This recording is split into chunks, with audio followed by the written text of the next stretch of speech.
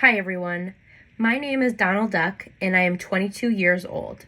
Yes, like the animal duck, and yes, like the cartoon character. My name is from my Chinese culture. Much like other traditional names from people in my family and other Chinese celebrations and traditions, I hated all of them. For instance, my mother's name is Daisy Duck and my father's name is King Duck. Looking back, I realize how silly their names sound to the outside world, but for our Chinese family, it made sense and it was traditional. In today's video essay, I am taking the role of a personal narrative and explaining Donald Duck's side of his story, reflecting as a 22-year-old. I grew up in Chinatown in San Francisco, but that never really felt like my home. My dad spoke to me in Chinese like we were in China, and I hated that even more than my face and my name. At school, I would try my best to be invisible and blend into the classroom like other normal American students. But at home, I could not escape China. The language, celebrations, and my own family took pride in their Chinese culture, but I couldn't escape it, no matter how much I tried. I was young and afraid of what others might think of me and my Chinese background, so I pushed it away. But this is the year that everything changed for me and my pride in my Chinese culture. It all started with a dream. One night, after talking with my uncle about our family, he brought up my great-great-grandfather.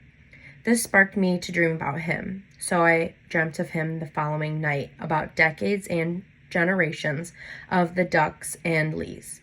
My great-great-grandfather was a Chinese worker that worked on the transcontinental railroads. Other Chinamen worked under the hot sun and hammered on the railroad. The Ducks and Lees are my ancestors from 5 generations ago. These Chinamen were proud of their hard work and perseverance in the tough times of the gold rush. This dream resonated with me and began to fill me with questions about my family history. The jokes on me from my classmates, the hatred of my culture, all started to take a turn when I woke from the dream. I woke up in a sweat, like I had been there and experienced the work on the railroad. I felt as though the dream spoke to me, like my great-great-grandfather spoke to me and my other family members spoke to me.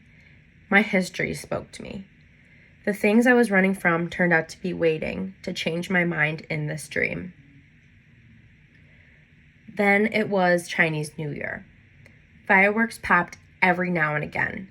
The air smelled like Chinese culture, and for the first time since I can remember, I wanted to be a part of it. Instead of hating watching the parade, I was the parade. I carried the dragon. Carrying the dragon gave me a sense of pride and courage, and that it was what the dragon represents. At that moment, I didn't feel like I was performing in a parade. I felt like I was walking with my ancestors. I decided to reclaim my identity. As the crowd cheered for the traditions of the Chinese New Year, it only mattered what I felt on the inside. I was filled with pride. I felt Chinese and also American at the same time. It was possible. I felt whole and complete. Looking back 10 years ago as a 22-year-old, I can say with pride this. If you're struggling with your identities, it is important to embrace and accept them.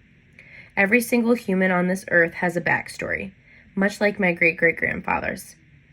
Being a part of more than one culture is not a burden. It is not something to be ashamed of. It means that you have more sparkle and more history in your story.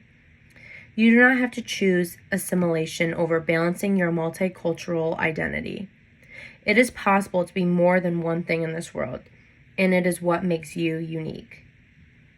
So, yes, my name is Donald Duck, and I don't hate it anymore. In fact, I embrace it.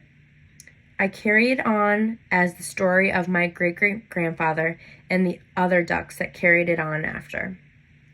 My name is my family. My name is my heritage, and my name is mine. I am proud of it and will continue to teach the importance of having the Duck name and embracing the intersectionality of everyone around me.